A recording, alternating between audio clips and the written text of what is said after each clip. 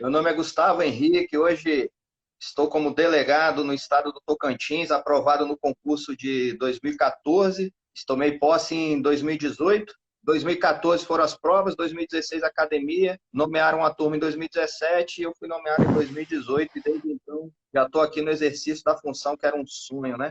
A título de comprovação, né?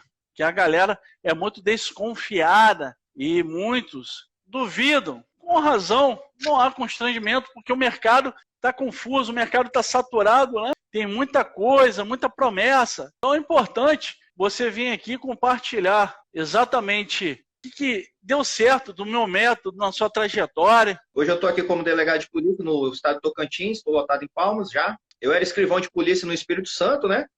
Fui escrivão por 10 anos, até assumir aqui. A gente era plantonista na Regional da Serra, município extremamente violento lá no Espírito Santo, e a gente trabalhava demais. Eu era de outra equipe, eram os plantonistas, 4 equipes, eu era de uma, o doutor Alisson de outra. Em dado momento surgiu a oportunidade de ir para a equipe dele, e eu aceitei o convite e fui. Isso foi, eu lembro bem, era de 2013 para 2014, né? Exatamente. E foi um ano que, na virada, a gente pede várias coisas, né? Uma das coisas que eu pedi a Deus foi perseverança, que eu ia focar eu ia passar no concurso de 2014. Falei para ele como é que eu estudava, pegava não era doutrina não, né?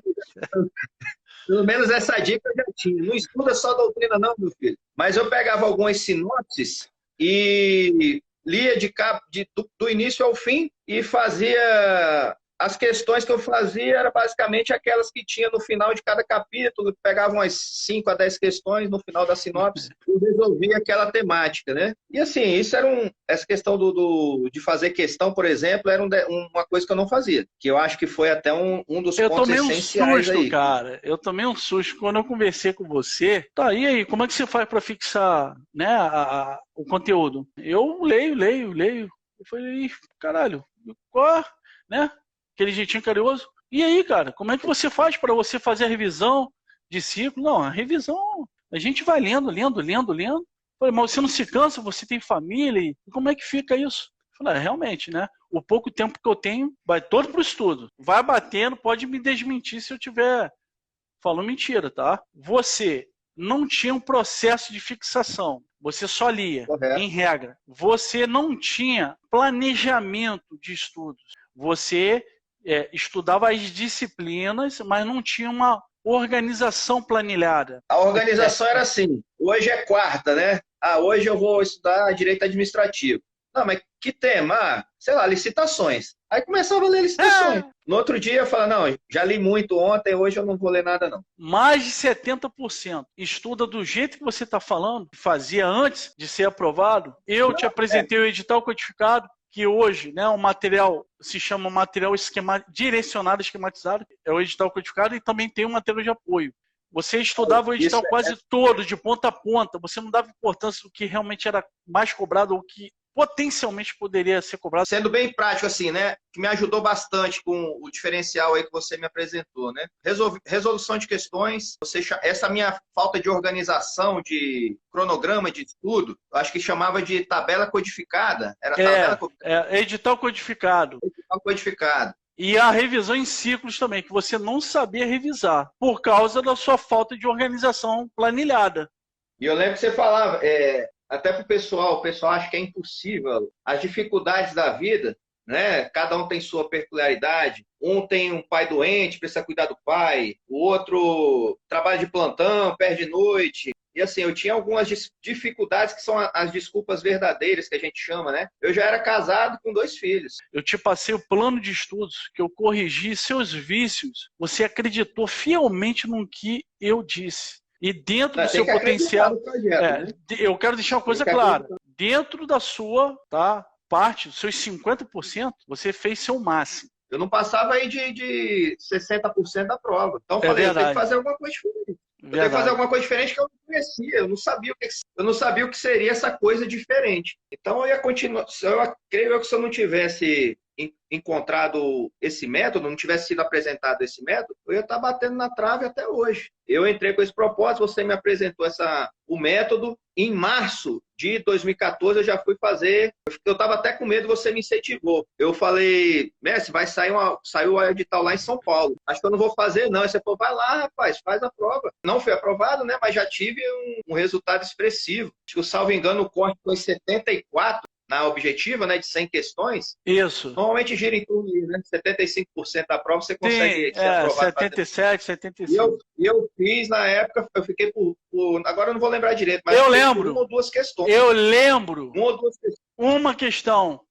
Aí você pegou o gancho, né? A gente fez ali o mapeamento e foi continuamos. Aí que a gente viu, né? Falou, rapaz, foi aí que caiu eu acho que foi aí que caiu a ficha. Sim. Porque a gente fica meio descrente, né? Fala assim, pô, você estava muito desanimado.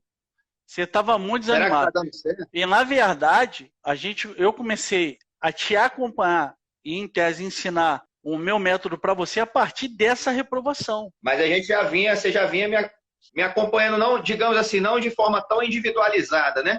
Eu te dei umas dicas e você seguiu. Se eu não me engano, num período ali de 1 mês a 40 dias, seu rendimento, já estava em 90% na maioria das disciplinas. Você saiu de 65, 68 para 85, 90%. E aí você começou a sentir que realmente dava para ser aprovado. Eu falei, meu irmão, foca, continue fazendo exatamente o que eu estou te orientando, que vai dar certo. Eu lembro bem que isso aí me ajudou demais. E eu falava, bicho, eu não consigo ficar estudando o dia todo, não. Você falou, não, rapaz, essa tabela aqui não é engessada, não. Você usava essa expressão. Isso aqui não é engessado, não. Você vai fazer a hora que você tiver o tempo.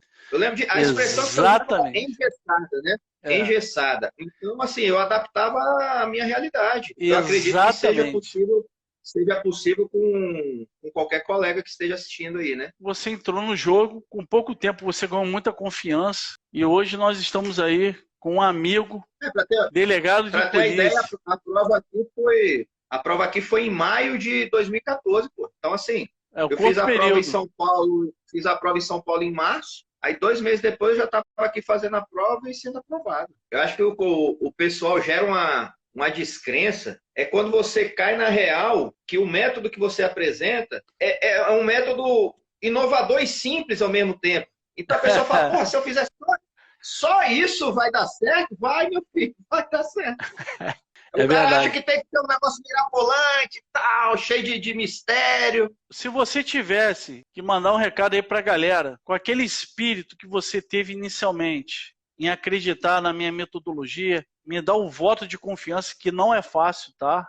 É muita responsabilidade, porque a gente está mexendo ali com o sonho das pessoas e não tem margem para erro. Como que você conseguiu se destravar, confiar que eu poderia realmente fazer a diferença aí na sua jornada? Qual a mensagem você passaria para os concurseiros que estão se assistindo agora, estão ali vidrado e com dúvida, desconfiar, cara, isso daí não é possível, isso é mais uma furada, mais uma marmelada. O ser humano, ele é muito desconfiado e hoje em dia é tanto golpe que a gente vê, tanto estelionatário que gera uma desconfiança, né? Mas uma coisa que a galera tem que acreditar é o seguinte, eu não sou melhor que ninguém, não sou mais inteligente, que às vezes a pessoa tem que falar, meu Deus, tem tanta gente inteligente aí. É estratégia, gente. Concurso é estratégia. Coisa que eu não tinha. Eu era assim, tinha uma capacidade boa de absorção de matéria, mas sem estratégia nenhuma, gente. É você ir para uma guerra igual um louco.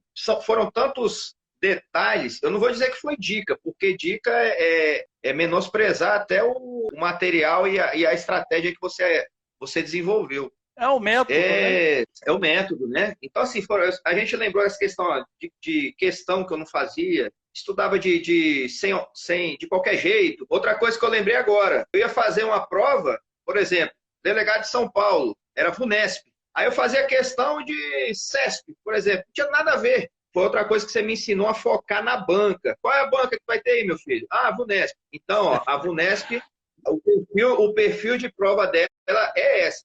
Eu lembrei até aqui agora que essa prova do Tocantins foi uma Fundação Aroeira que fez essa prova e gerou muita desconfiança, que é uma banca desconhecida. Aí eu não sei como você pesquisou e descobriu que essa Fundação Aroeira é ligada à Universidade Estadual de Goiás. Aí, porque ninguém achava a prova da Aroeira. Ela não tinha expressão nacional para fazer prova. Verdade. Você descobriu que ela era vinculada à Universidade Estadual de Goiás e arrumou umas provas lá. Foi outro diferencial, conhecer a banca, né? Sim. Depois ficou até conhecido que vamos quebrar a banca, porque você tem que conhecer seu adversário. Como é que você vai para uma luta sem conhecer seu adversário? Né? Exatamente. Ainda teve o diferencial aí, que você me deu o treinamento, que foi pro teste físico, pô. Inclusive, nessa turma, seria o Delta 4.0, vai ter essa parte, né, em relação a essas dicas pontuais para o teste de aptidão física, que reprova demais, cara. Sonho realizado, né, meu amigo? Que Deus te abençoe de forma abundante sua família, e até a próxima, se Deus quiser.